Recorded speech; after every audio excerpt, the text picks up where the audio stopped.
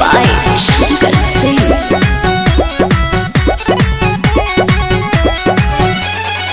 कादोनी गजुर मजुर फोनवे में बोलता डरता करे जाई मान हमर डोलता। हे देवजी देखी ना कादोनी गजुर मजुर फोनवे में बोलता डरता करे जाई मान हमर डोलता। धराइबू तो हम देखें।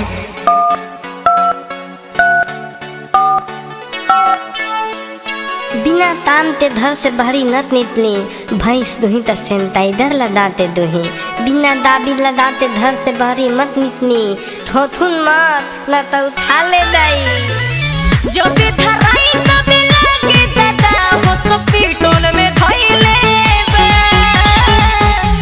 इसी सिस्टम सब काम मोबाइल में कइले बा सरकारी चलाइले बा। इसी सिस्टम सब काम मोबाइल में कइले बा सरकारी चलाइले बा।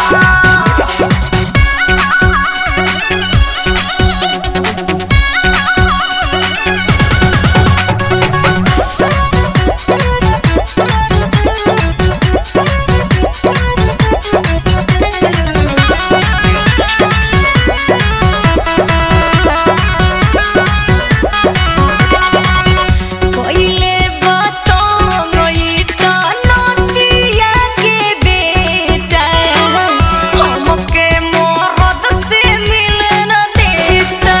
हे देवरू हमके मरद से मिलन देता। एकरा के तू डाला ही गाड़ी भौजी तहरे खाती बोले बढ़ी ना बीमारी भौजी। एक बार आउ लगाइबू।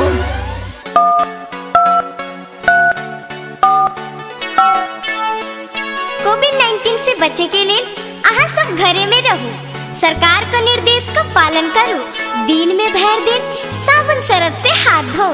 गरम गरम पानी पियो और हाथ में सैनिटाइजर लगाओ। सटे न देता के हो के लगे सबके जहु आइले बा। इसी सिस्टम सब काम मोबाइल में कइले बा सरकारी चलाइले बा। इसी सिस्टम सब काम मोबाइल में कइले बा सरकारी चलाइले बा।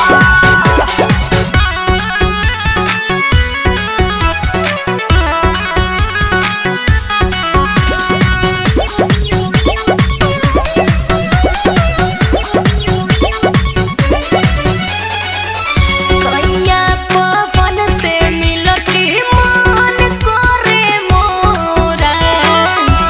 इहे बनल बाटे रोड़ा ए देवर जी।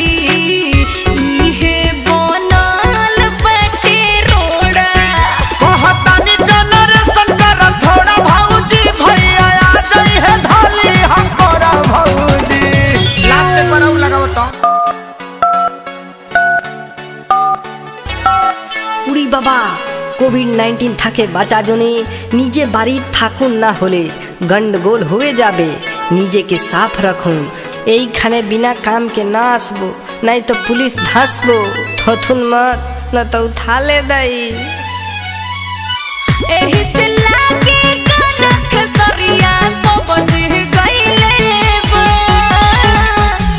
इसी सिस्टम सब काम